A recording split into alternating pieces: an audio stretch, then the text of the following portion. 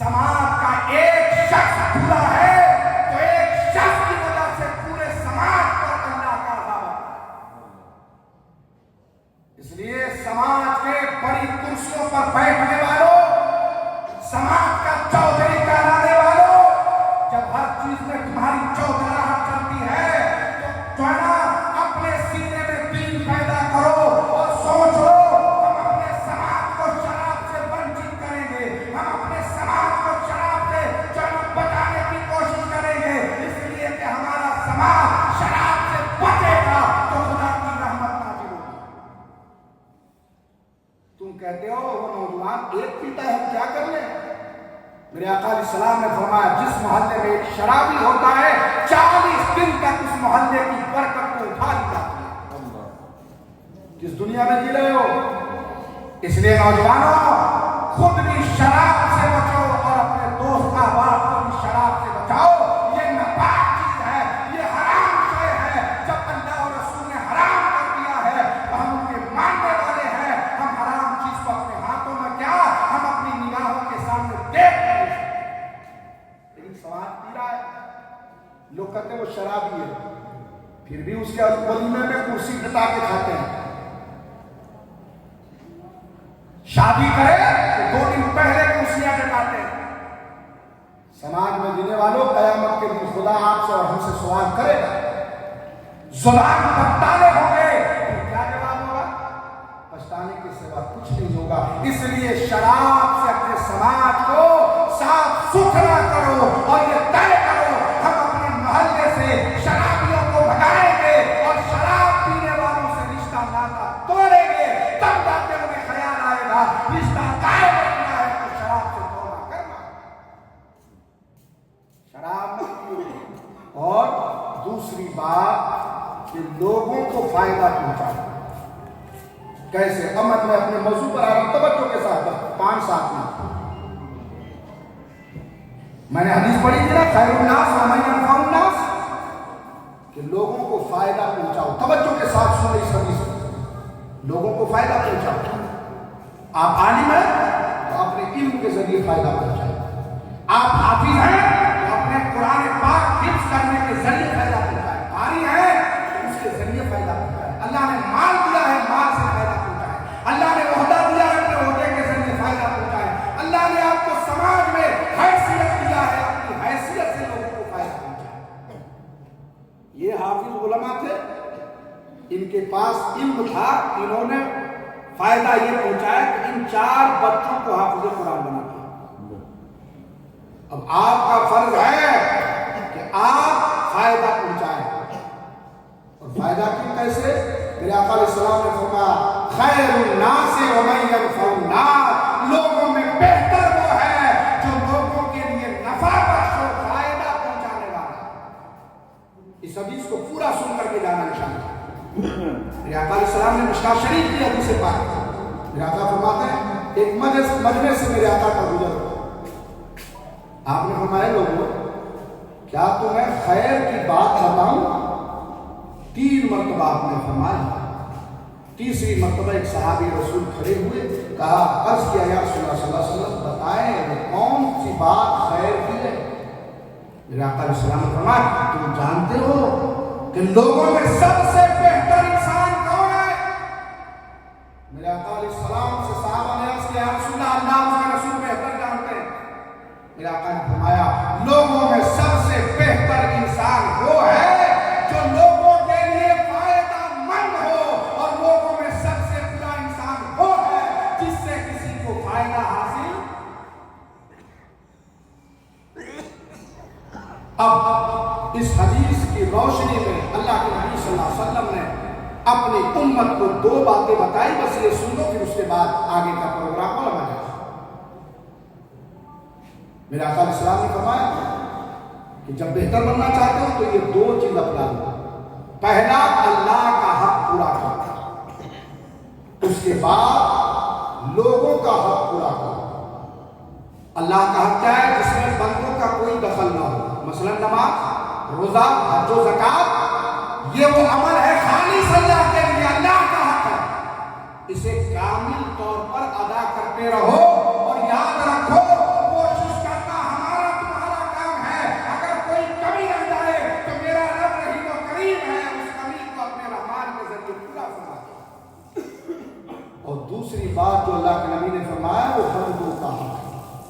اب توجہ سے سنو، بندوں کا حق ہے، بندوں میں ماں باپ کا حق مکمل ادا کرو، ماں باپ کو تکلیف مت پہنچاؤ، کبھی ماں باپ کے سامنے اونچی آواز سے بات مت کرو، اپنی زبان کے ذریعے ماں کو تکلیف نہ پہنچاؤ۔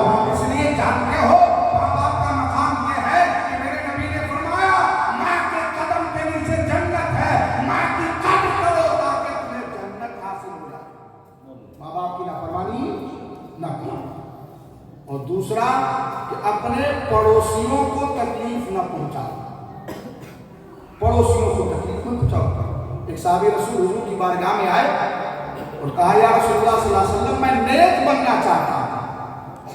میرے آقا علیہ السلام نے فرمایا یہ کرو یہ کرو یہ کرو، نیک بن جاؤ گے۔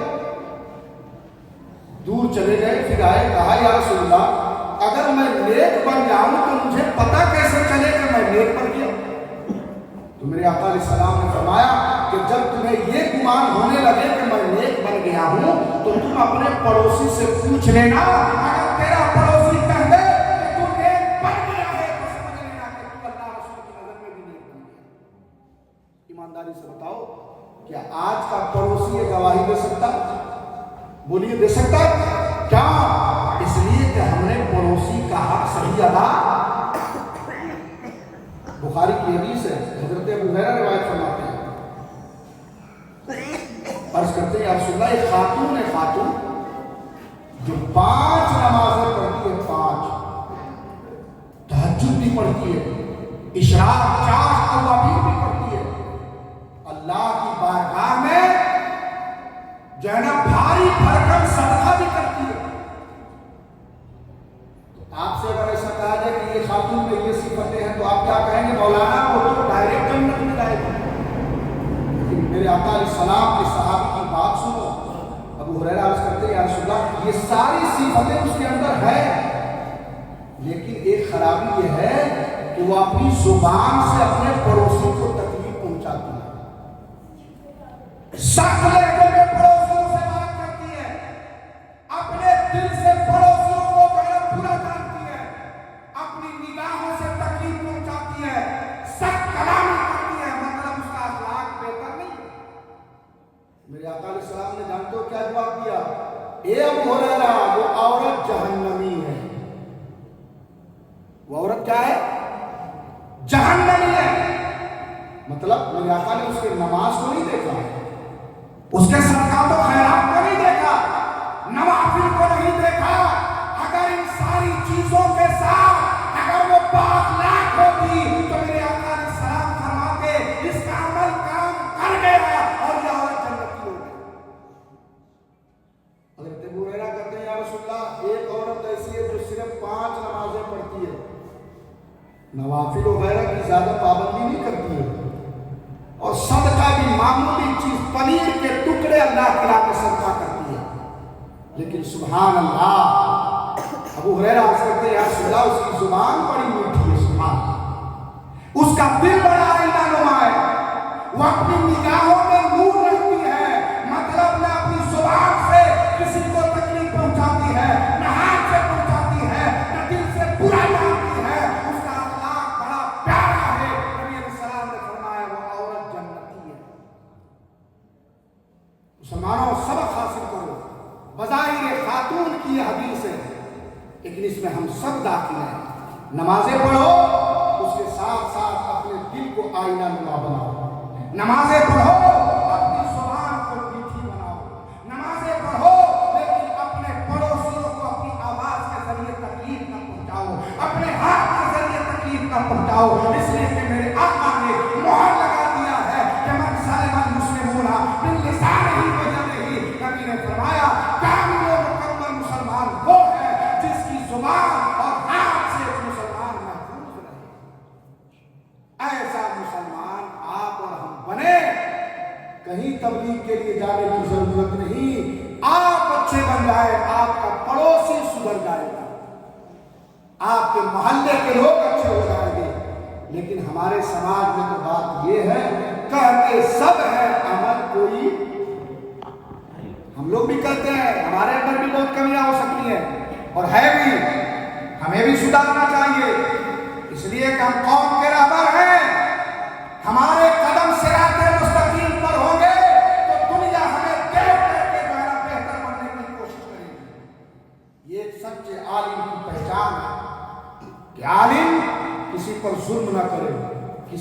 गीबत ना करे, किसी की चुगली ना खाए, किसी की बुराई ना करे, हमेशा इल्म के आईने में अपनी जिंदगी को गुजारे ताकि उसे तबलीग की जरूरत नहीं, उसके किरदार को देख करके दुनिया भी सीखने पर मजबूर हो जाएगी।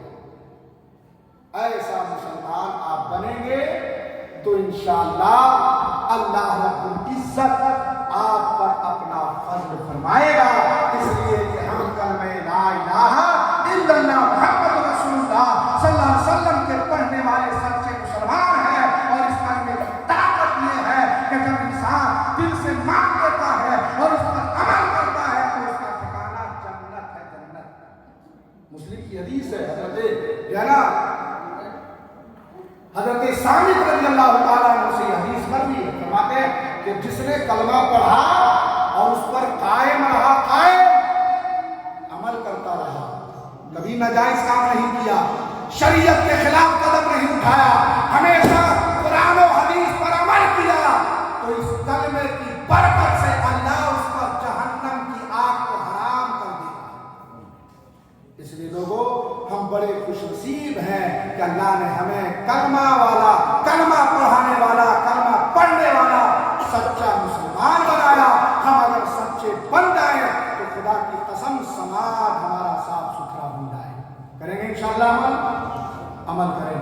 मेरे अजीजों, 3 पैगाम लेके जाओ और इस 3 पैगाम पर हमेशा अमल करना। पहला पैगाम, नबी अलैहिस्सलाम ने फरमाया, रब्बे काबा की कसम कि जो किसी की गलती को माफ कर दे अल्लाह उसकी इज्जत को बढ़ा देगा।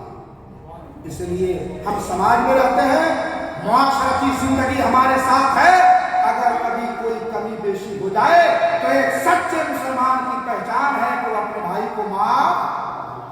और दूसरी बात, नबी अलैहिस्सलाम ने फरमाया, जो दिल से अल्लाह के राह में सदका देता है अल्लाह पाक उसके माल में बेइंतहा बरकतें अता फरमाता है। और तीसरी बात, नबी अलैहिस्सलाम ने फरमाया, रब्बे काबा की कसम, जो हैसियत रहते हुए फिर भी अपने हाथ को मांगने के लिए बढ़ाए, अल्लाह उसको इस लायक बना देता है कि वो पूरी जिंदगी मांग करके ही खाता है। इसलिए 3 पैगाम को आम करो। हम मुसलमान हैं, माफ करने की सलाहियत पैदा करें और सदका देने की आदत बनाएं। और सदका, खैरात, ज़कात आप दोगे तो इस तरीके के इदारे बनेंगे, सुभान अल्लाह, और इस तरह के कंपनी से ऐसे माल निकलेंगे और ये हमारी बख्शिश का सामान बनेंगे। तीसरी बात कि आपके पास हैसियत है तो कभी किसी के सामने हाथ न फैलाएं। अगर फैलाना है तो अपने दामन को अल्लाह के सामने फैलाएं, उससे बेहतर देने वाला कोई नहीं। मेरी दुआ है कि अल्लाह पाक हमें, और आपने, मैंने कोई तकरीर नहीं की, आपकी बात की जो है ना अपने मुआशरे में चलते रहते हैं। तकरीर तो मतलब ये है कि खूब कुरान की आयत लंबी लंबी पढ़े, उसका तर्जमा करे, लंबी लंबी हदीस पढ़े और सामईन को कुछ समझ में नहीं आए, बोले के मौलवी साहब बयान किया, बोले लंबी लंबी आयतें पढ़े, हदीस पढ़े, तुमने क्या सबक लिया? साहब मुझको तो कुछ समझ में नहीं आया। ये हमारे लिए नहीं, बुजुर्गों ने लिखा है कि जैसे सुनने वाले हों उनके मुताबिक गुफ्तगू करना, ये हर मुबल्लिग की शान है। हमने आपके मुताबिक गुफ्तगू की। अब आपसे गुजारिश है कि इस मदरसे का ध्यान रखें, यहाँ के उलमा का ध्यान रखें, यहाँ के अराकीन जो है उनसे मोहब्बत करें, उनका ताउन करें, उनका हाथ बढ़ाएं। ये कम बड़ी बात है क्या? ये कितनी बड़ी बात है? आप इस छोटे से गांव में ये 4 हुफ़ाज़े किराम हर साल 4-5 दिन ये हमारे हुफ़ाज़े किराम बना करके निकालते हैं। ये हिंदुस्तान के कोने कोने में जाएंगे, कुरान की तबलीग करेंगे, कुरान पाक तरावी सुनाएंगे, पढ़ करके उसका माना समझाएंगे और सारा सवाब ये मलसी सर वालों को अल्लाह पाक अता फरमाता रहेगा। इसलिए आकिब साहब, आपके सब भाई, आपके घर वाले, आपके खानदान वाले, आपके जो है ना कबीले वाले, गांव वाले और पूरा ये मलसी सर वाले बड़े खुशनसीब हैं कि उन्होंने इस इदारे को कायम किया और इस इदारे से हर साल 3-4 हाफिज बन के निकलते हैं।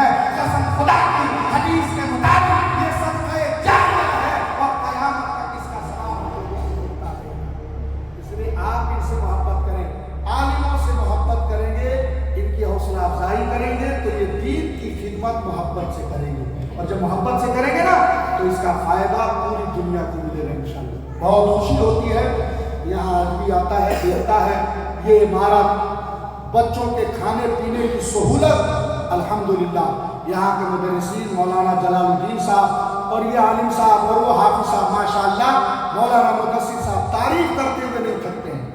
یہ بہت اچھی بات ہے کہ علماء آپ سے خوش ہیں، اور یاد رکھیے کبھی بھی عالموں کو ڈانٹ کر کے بات نہ کریں آپ، عالموں سے ادب سے بات کریں آپ، چونکہ نبی علیہ السلام کا بھی مولانا صاحب نے حدیث پڑھی، یہ علماء نبی کے وارث ہوتے ہیں، اور وارث انبیاء سے محبت جتنی کی جائے وہ کم ہے۔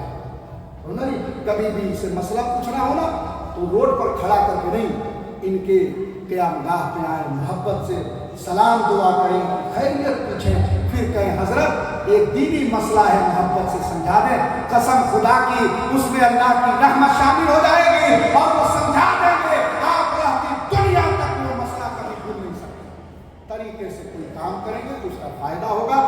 میری دعائیں ہیں کہ سارے علماء دعا کرتے ہیں کہ اللہ پاک اس گاؤں میں اپنا فضل فرمائے، اور جتنے لوگ اس ٹھنڈی میں بیٹھے ہیں اللہ سب کو صحت و سلامتی عطا فرمائے۔ بڑی خوشی ہوئی کہ محبت سے بیٹھ کر کے اس گنہگار کو آپ نے سن لیا، ہو سکتا ہے آپ میں سے ایک نے کسی بات کو قبول کر لیا تو سب سے پہلے اللہ اس گنہگار کی مغفرت فرما دے گا، اور پھر ان بچوں کے ذریعے آپ کے گناہوں کو معاف فرمائے گا اور اس کے حلال میں برکتیں عطا فرمائے گا۔